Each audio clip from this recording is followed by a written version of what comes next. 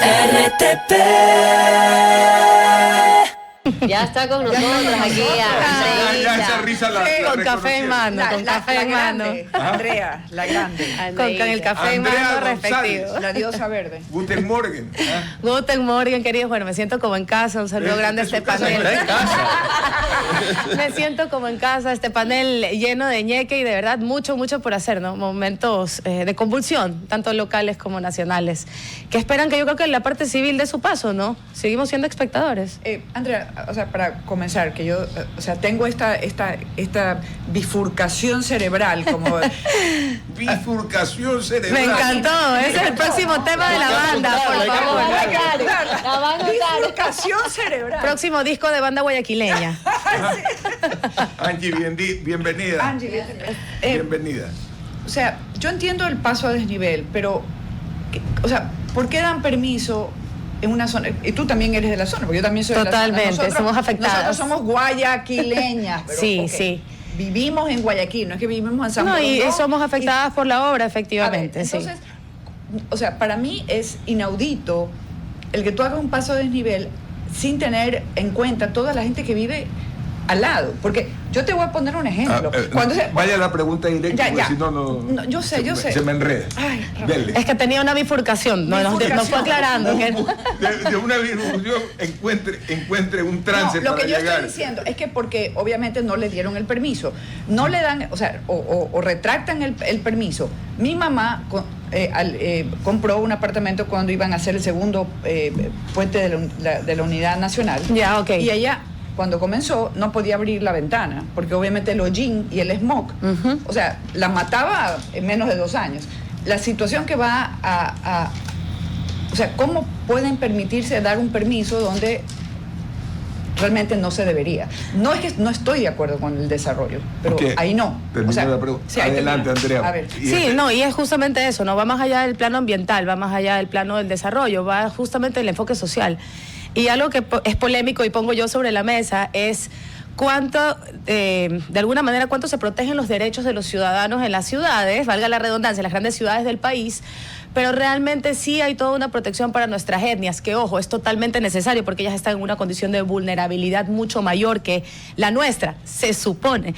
Pero al final del día, ¿qué tan vulnerable es un barrio a que se tomen decisiones sin consulta previa?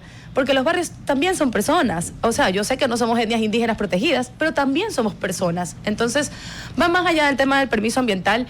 Hay varias obras que en el sentir ciudadano, y te digo porque es lo que mido yo en el termómetro en la calle, se consideran que no van a tener el impacto de la inversión que estamos haciendo como ciudad.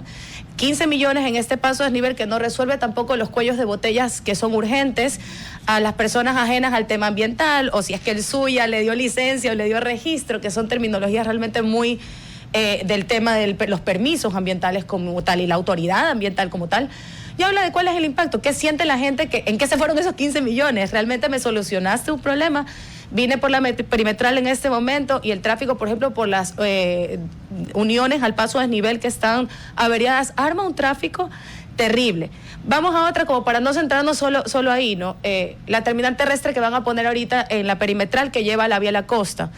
Son cosas que no tienen el impacto sobre la ciudadanía que deberían tener, que uno debería decir, wow, esto me va a solucionar la vida.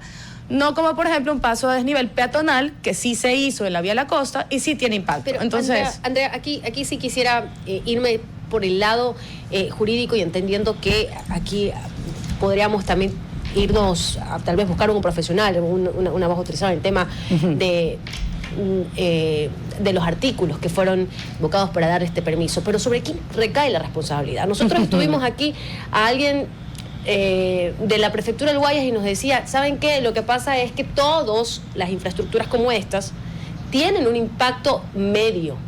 Entonces, yo me pregunto, ¿es mala redacción de la normativa, inobservancia de quienes dieron el permiso? ¿De quién es la responsabilidad? Porque el Ministerio de Ambiente le envía a la prefectura la revocatoria. Yo entendería que la responsabilidad estaría en la prefectura que dio el permiso para la construcción y por ende la inobservancia de que cualquier informe que haya emitido en la municipalidad debe haber sido revisado, no solamente firmado. Sí, y es correcto, y lo que pasa es que tú también veías una gestión que antes iba de la mano entre municipio y medio ambiente en su momento. y eran las anteriores autoridades que tenían una relación cordial y que de todas maneras... Ese es el problema cuando hay las cercanías y luego se rompen. No, y vamos más allá todavía. Lo que tú planificas en el 2010 y ejecutas en el 2025 ya tiene una desconexión con la necesidad ciudadana. Entonces, indagar en si los permisos fueron dados respecto al impacto ambiental de la obra, porque yo te voy a ser muy sincera y tal vez sea muy impopular en mi opinión. Para mí, el daño más grave que ha sufrido Los Ceibos fue cuando se bajaron todos los amanes de la Avenida del Bombero en anteriores administraciones, que por supuesto en ese momento Guayaquil necesitaba más carriles, sí, pero se podía dejar una hilerita, que sea de los árboles. Una hilerita. Pero lo grave es que ni siquiera resembraron. No. ¿Recuerdan lo que era entrar a Los Ceibos y recibir esta cobija de sombra y ver ese cerro verde maravilloso? O sea, era brutal. Claro. Hablemos de brutalismo ambiental, entonces bifurcaciones mentales. La realidad es que hay una desconexión entre lo que el barrio de Los Ceibos percibe como desarrollo. ¿Por qué no un redondel que se ve más bonito? Porque, o sea, hay otras maneras. ¿Por qué? Porque estás ejecutando una obra que se pensó hace 10, hace 5, hace 7 años. Entonces, rebuscar realmente de los permisos ambientales va mucho más allá que el simple hecho de haber pasado o no un proceso acorde con lo que la regla dice, porque la regla dice que cualquier proyecto de cierta envergadura, indistintamente de si hay un mono o hay un árbol introducido, por el impacto que genera, por el polvo, por el hollín, por el ruido, tiene otra medición de impacto ambiental también. O sea, recordemos que en el ambiente están incluidos los humanos. Mucha gente se olvida de eso. Entonces, te soy sincera, esto realmente es el descontento ciudadano con obras desconectadas a sus necesidades que le puede pasar a cualquier administración, ojo, porque esto es justamente el reto de administrar una ciudad, ir al paso que va la gente, y Guayaquil vuela, no corre, sí, vuela.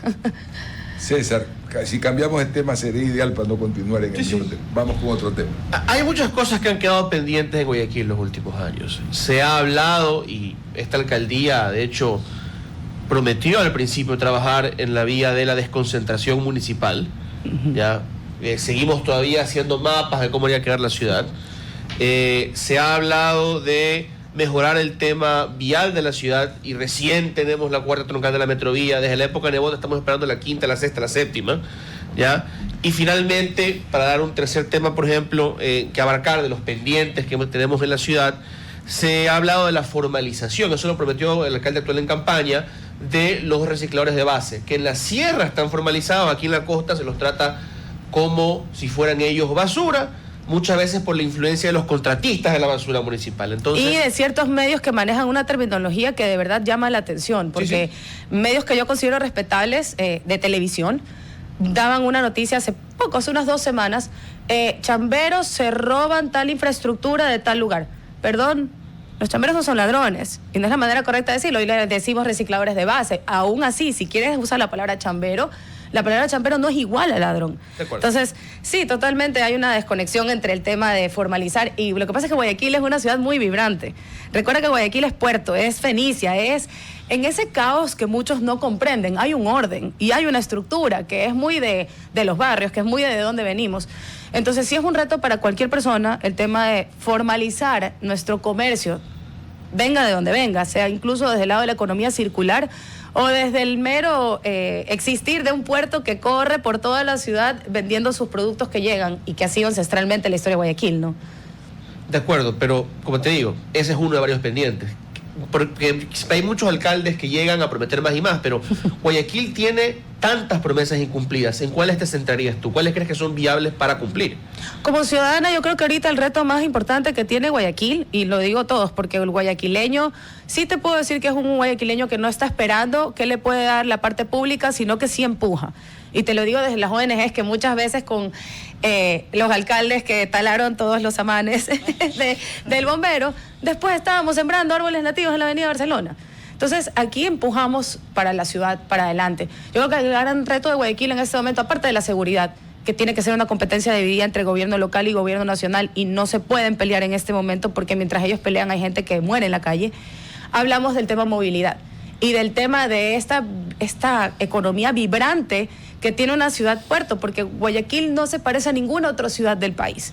La diferencia de Guayaquil es que si tú no entiendes que la libertad económica de Guayaquil tiene que ser la más libre de todo el país, por este mismo concepto de la cantidad de inmigrantes que tenemos, los barrios que tenemos, tanto formados por migrantes italianos, libaneses, chinos, es de todo. Esto se mueve a un modo de casi un New York mezclado con Miami, si queremos verlos como grandes metrópolis. Sin embargo, lamentablemente, de esa injerencia, por así decirlo, de Estados Unidos, solo nos llegaron adoquines y palmeras, cuando en realidad podía haber llegado también el resto, que era este espacio para que el emprendedor pueda, por ejemplo, yo nunca entendí qué tenían de malo los food trucks, que en español se dicen camiones de comida, por así decirlo, y siempre hubo como una barrera del municipio de Guayaquil para dejar un espacio para que el emprendedor, en orden y siguiendo reglas, pueda vender, porque hoy es la principal lucha que tienes contra la economía ilegal. Si tú no proteges la economía legal, ¿cómo peleas contra la mafia? Entonces, Guayaquil tiene que abrirse, en mi visión como ciudadana, a una economía totalmente liberal. O sea, el pico del liberalismo económico del país tiene que ser llevado por la bandera albiceleste con nuestras estrellas, porque somos puertos, somos eso. Pero ese problema también lo tuvo Quito, por si acaso. También no se logró desarrollar estas propuestas. Y entendería que tal vez si buscaban algún tipo de regulación para este tipo de emprendimientos, pues era mucho mejor que pues habilitar el proceso para ciertas personas informales o para habilitar nuevamente, por ejemplo, si no han pasado, los invito a que vayan, donde está esta zona de la Pedro Pablo Gómez, claro, donde es la mayor cantidad de cachinerías de Guayaquil. Así es. Y es impresionante cómo se les habilitó nuevamente para que se puedan asentar en las aceras con productos que no sabemos de dónde provienen. Ay, mira, yo veía ayer, justo en YouTube veía Guayaquil en 1920 y hablaba exactamente igual. O sea, estábamos mejores vestidos, no les voy a negar. Qué elegancia la de Francia. Wow, o sea, era la época de la Pepa de Oro, ¿no? O sea, la elegancia era una cosa que a mí me sorprende. Pero no dejas de ver este Guayaquil, que claro, ves en ese video y te dices, qué desorden, ¿no? O sea, está todo desordenado. Pero ahí hay un orden intrínseco que con algo de ayuda sí puede funcionar. ¿Y sabes cuál es la diferencia entre Quito y Guayaquil? Y yo viajo bastante por el país todavía aún y me encanta hacerlo, que Quito no ha muerto. Tú sales a cualquier hora en Quito y los restaurantes están llenos para el almuerzo. Hay una vida nocturna vibrante. Y aparte del de Quicentro se ha vuelto un poco todo el peligrosa. tema de emprender en Quito, o sea, hoy en día tener un restaurante en Quito es mucho más sostenible en el tiempo que tener uno en Guayaquil.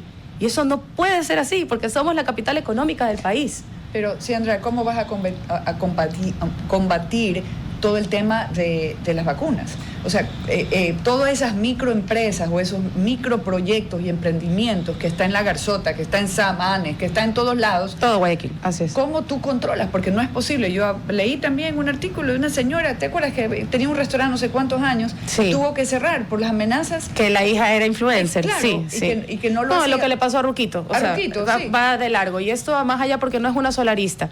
Sí, por supuesto, tú tienes que hablar con la Policía Nacional, porque obviamente necesitas a la policía en este proceso. Pero como ciudadanos hemos visto qué cosas funcionan. En primer lugar, empoderar a los barrios. Guayaquil no se divide en circunscripciones ni en distritos. Señores, Guayaquil es barrio. Y lo que uno reconoce como barrio es hasta donde uno cree que llega el barrio, no donde dice el mapa. Hay barrios que han tenido una manera de blindarse frente a las vacunas que ha dado resultados. Y por supuesto con ayuda de la policía. Y con ayuda de, ¿sabes quién también? De los servicios pasivos, que son ciudadanos como tú y como yo, pero que tienen esta habilidad y este entrenamiento. Por otro lado, la manera de competir contra la economía ilegal es también haciendo que esta gente encuentre un lugar en una economía sana, porque muchos de los que están vacunando están ahí porque no tienen otra opción. No estoy diciendo que todos, pero efectivamente tenemos que entender que hay un componente de necesidad económica detrás de esto. Y finalmente, para que vayas a la mención, es importantísimo la reparación de tejido social. No podemos seguir dividiendo barrios pudientes de barrios con necesidades, con una barrera, con un muro, porque esto crea más pobreza. Hay que crear zonas de integración. La siguiente pregunta. Van a una mención, creo. Van a una mención. Vamos con la mención. Así es, don Ramón, ya siendo las 8 de la mañana con 31 minutos. Vamos a cambiar de tema, pero vamos también a darle una muy buena noticia, porque viajar por la provincia ahora es más seguro. La prefectura trabaja día a día en el mantenimiento vial para que tú y tu familia lleguen siempre bien. Caminos mejores, vidas seguras, con la prefectura Viajo Seguro. Prefectura del Guayas, trabajando con compromiso. quería... Bueno, ahora me toca a mí, pues ya Sí. preguntaron todos. Me toca a mí, que yo soy el que le he invitado. Así Yo- es. Ya le iba a decir que es Capitán Araña. Por favor. No, pues después me parece que le invito y café ya le invitamos. ¿ah? Sí, este Ya. café es brutal, la verdad. Es brutal. Es brutal. Oiga, bueno, ¿cuál es su ambición política?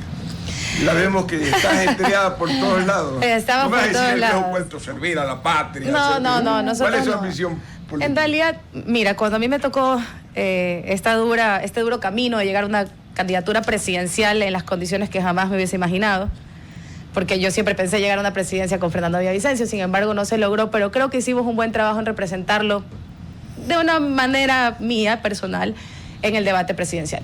Pero luego de ese trabajo arduo, de hacer casi un PhD para Ecuador, en donde propusimos un Ecuador sostenible, financiera, social y ambientalmente, ¿cómo no me voy a enamorar de ese concepto en la política? Si lo que más le falta a la política de este país es la sostenibilidad.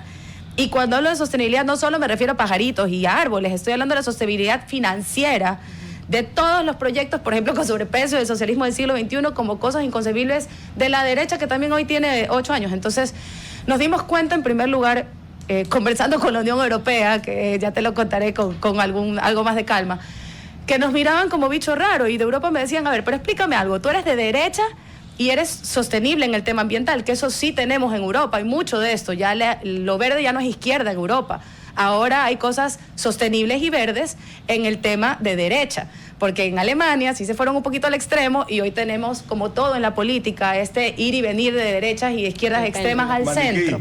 Sí. Entonces, la verdad es que nos dimos cuenta que no había partido para nosotros, porque me preguntaron, a ver, pero tú eres de derecha, pero estás en un partido de izquierda que es liderado por un militar que normalmente suele ser de derecha. Y le dije, efectivamente somos las aguas del Chavo en Ecuador. Y me decían, pero el presidente actual se clasifica de centro-izquierda. Y le digo, sí, así se autoclasifica, somos como los géneros en la política, más o menos aquí. ¿Usted cómo se clasifica? Nosotros somos de derecha en el plano económico, 100% liberales, pero con la única premisa que el control de parte de lo público venga por el lado de la sostenibilidad. Es decir, si el gobierno o el municipio va a estar metido en la vida económica del país, que sea para que todos podamos lucrar de estos mismos recursos. Porque si mañana ese río se convierte en la parte fluvial y del transporte de esta ciudad, ¿por qué hoy esta generación ya no puede hacerlo? Yo ya no puedo tener el American Park que tenía Rodolfo Vaquerizo Moreno, ¿verdad? Porque si me pongo un American Park en el Estero Salado, probablemente nadie va a ir. O bañarse en el estero salado como me bañé yo. Yo sí me alcancé a bañar también en el Estero Salado. Ya con algo de ñoñita. ¿No? No me pasó nada. M aquí. A lo mejor me hice Godzilla y no sabía. Pero Ya con algo de ñoñita. Pero En claro. la época mía ya te no, ya era igual subía peli- del estero y mi tía Nana. Ya era Nana- peligroso definitivamente, y claro, me siento en la capacidad, porque si no, no tomaría este reto enorme de querer contagiar a toda una ciudad con una idea de un Guayaquil sano, un Guayaquil que nos dé vida, porque lamentablemente ahorita las calles de Guayaquil nos dan muerte, perdónenme que me ponga tan dura, pero dan ganas de cambiar las rejas de los parques por vidrios antibalas. Y eso duele como madre, como guayaquileña, como persona que fue criada en esas calles del centro donde yo viví 15 años en el centro y salía a caminar sola. Cuando venía alguien que me parecía peligroso, ponía cara de fea.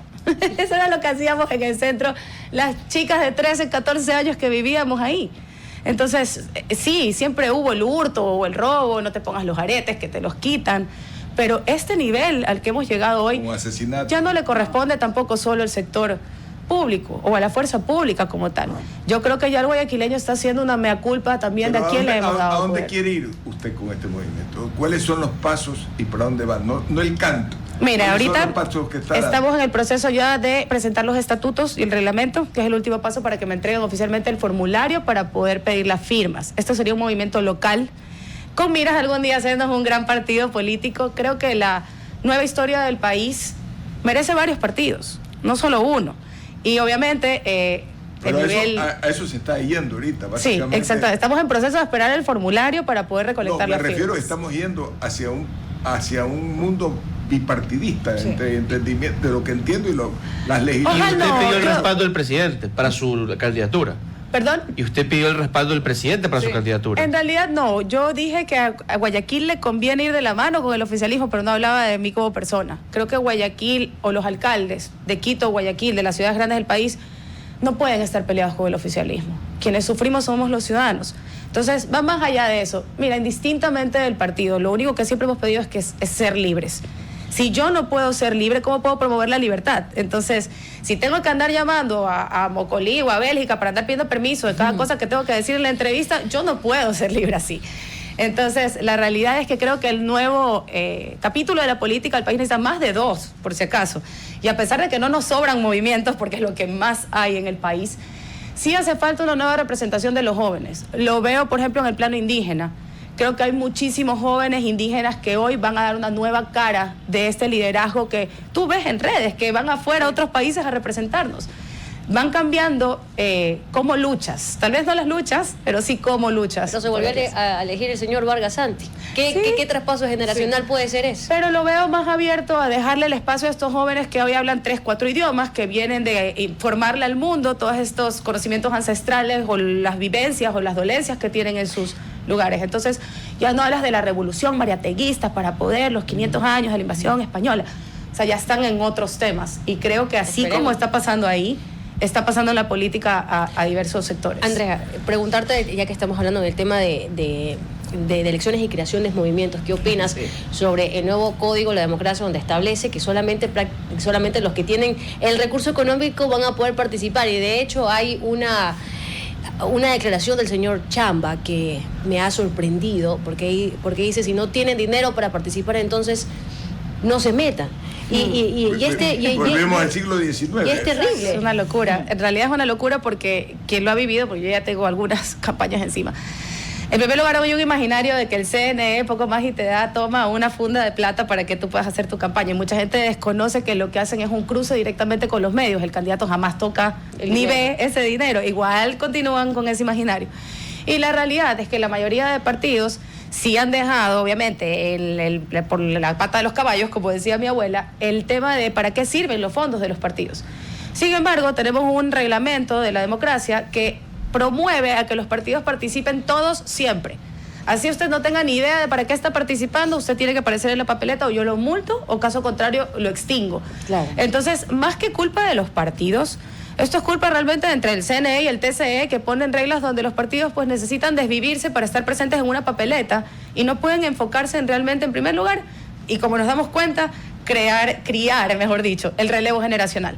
Y en segundo lugar, mantener sus luchas. Vamos con una entrevista. Quería un poquito cuestionar, porque esto ocurre en Estados Unidos también, que necesitan ellos tener su dinero para participar. Entonces, de repente yo creo que no nos afectaría mucho, porque ya ha funcionado bien en otros lugares. Entonces yo creería que también es una visión que deberíamos de abrirnos un poco más, en el que cada partido realmente ellos tengan sus propios recursos más allá de esperar a cuánto me da el CNE, porque yo he visto con frecuencia, trabajo en relaciones públicas con políticos, y hay mucha gente, por ahí apareció un abogado que era medianamente conocido, pero se lanzó de candidato y teníamos vallas de él por todos lados, y yo decía, qué impresionante, porque él logró posicionarse, aunque no gane nada, y por ahí ha alcanzado algún mediano puesto, pero aunque no gane, él está en todos lados y tuvo una policía gratuita en toda la ciudad.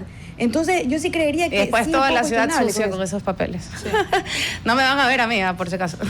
La realidad es que... La Grau. No, de verdad, o sea, y siempre lo he dicho, si yo tuviera los recursos para manejar una campaña al nivel que tienen las grandes chequeras, a mí me encantaría hacer algo que vaya arreglando los problemas que tenemos, porque el ciudadano ya rechaza, y solamente porque soy verde. Esto ya es marketing, o sea, el que no ha estado en la calle no entiende que a nadie le gusta levantarse con su barrio empapelado, por si acaso. Pero va más allá de lo que tú dices. Y mira, la misma regla en el tema democrático aquí te amarra de manos. ¿Cuál fue el éxito de Trump? Que no le hacía falta, por si acaso, ni $1 para su campaña. Ellos abrieron un modo de GoFundMe, de recolección de donaciones online, en la cual tú y yo podíamos donarle $1 a Trump. Y seguro que no lo va a necesitar, pero seguro que tú y yo nos sentimos parte de eso porque donamos. Nosotros intentamos hacer esto para la anterior campaña presidencial y es un laberinto, porque en realidad lo que quieren es que básicamente el mismo formato de la regla está hecho para que quienes tienen dinero sean quienes pueden costear su campaña. La gente que te quiere ayudar en campaña, que te quiere donar, así sea $5, le aterra el proceso de pasar por el CNE, porque la desconfianza hacia ese organismo es enorme.